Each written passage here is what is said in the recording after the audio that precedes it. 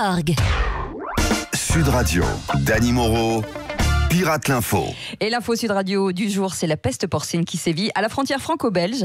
Et pour en savoir un petit peu plus, nous sommes avec le garde-chasse Benoît Poulvorde. Salut les gamins. Salut. Bon, pas d'inquiétude, tout est sous contrôle là. Ah, tant mieux. On a renforcé la clôture à la frontière belge. Même les migrants avec la queue en tire-bouchon, ils peuvent pas passer.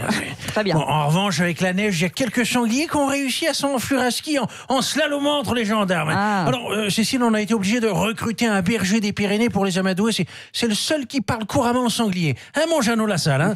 Oh, bon Dieu. Attends, je vais te traduire. Là, le goré, il dit qu'il pourrait bien un coup d'oignon parce qu'il est tout déshydraté et surtout, ça lui ferait descendre la fièvre de la peste. Attendez, regardez, il y en a un qui s'échappe là. C'est marrant, j'ai l'impression de le reconnaître. Oui, bonjour, c'est Ah, bah, voilà. Ah, bah, c'est ça. Le cochon sauvage. C'est ça. En liberté. Ouais. Ouais, vous savez mon histoire, je déambulais dans les sous-bois à la recherche d'un terrier accueillant quand soudain, j'ai senti qu'on me caressait la croupe pour me mettre une cartouche. Eh ben, vous allez peut-être être contaminé par la peste porcine sans le savoir d'ailleurs. Non. Vous savez, lors de mes soirées d'échange avec autrui, j'ai attrapé plein de maladies. La syphilis, le chancre mou, le petit bonhomme qui mousse. Mais la peste porcine, ça jamais. Faudra que j'essaye. Dites-moi, Cécile, ça gratouille, ça chatouille? Non, pour l'instant, tout va bien. Benoît, il paraît que même l'armée a été réquisitionnée. Hein. Non, mais tu l'as dit, gamine, pour abattre 500 sangliers, Castaner nous a fourni lui-même les flashballs.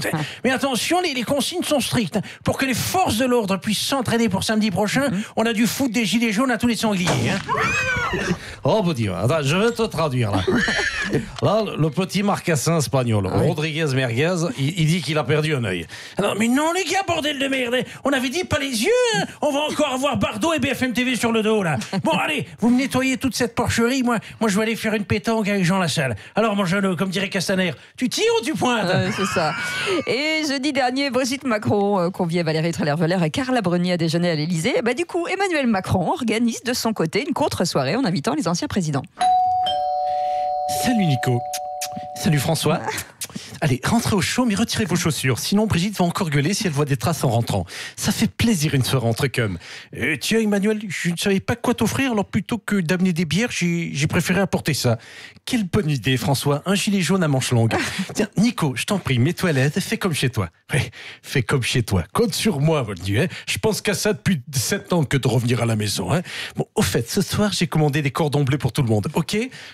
Perso, j'aurais préféré de la truffe. Oui, mais moi, tant que c'est pas des asperges, ça me va. Monsieur Sarkozy, pardon, excusez-moi, Cécile de Ménébus de Sud Radio, je suis en immersion.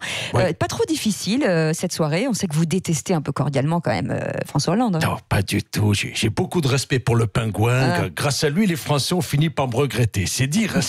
Bon allez, bon appétit les gars. Et si on se faisait une petite partie sur PlayStation? Pour Noël, Brigitte m'a offert FIFA 2019. Écoutez, perso, je préférais jouer à Fanfan 2022. La reconquête de l'Élysée. Hein. Ah, je crois que vous attendiez un autre invité peut-être, monsieur Macron. Non, sapristi, qui cela peut-il être? C'est le livreur de VGE Pizza. Je reconnais bien ici, j'ai été locataire au siècle dernier.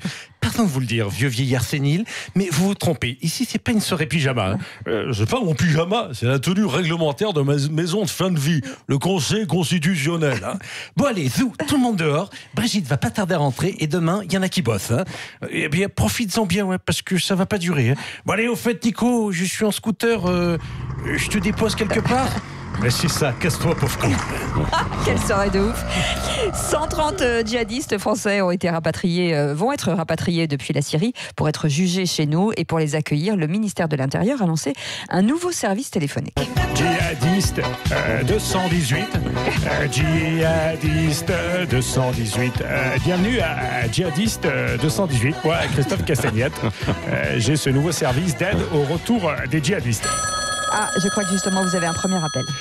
Djihadiste 218, j'écoute. Bonjour, c'est Carlita.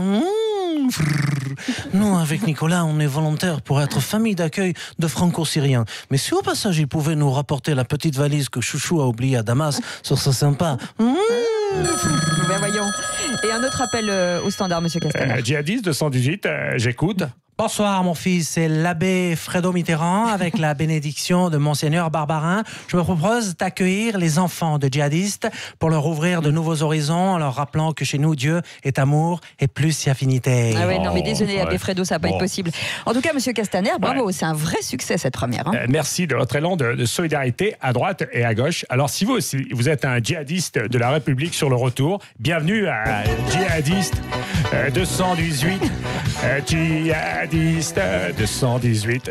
Il a du boulot, le Christophe Castaner. Ouais, et on termine avec le mot de la fin de Jean-Luc Mélenchon. Ouais, salut les gens. Salut. Plus que jamais, je soutiens le président Maduro resté à la tête du Venezuela. Là. Maduro, c'est un amour. Une boule de nitroglycérine sous une écorce de praline. C'est joli, oui. Ouais, et plus de quoi. Et puis de quoi ils se plaignent, là, les Vénusiens.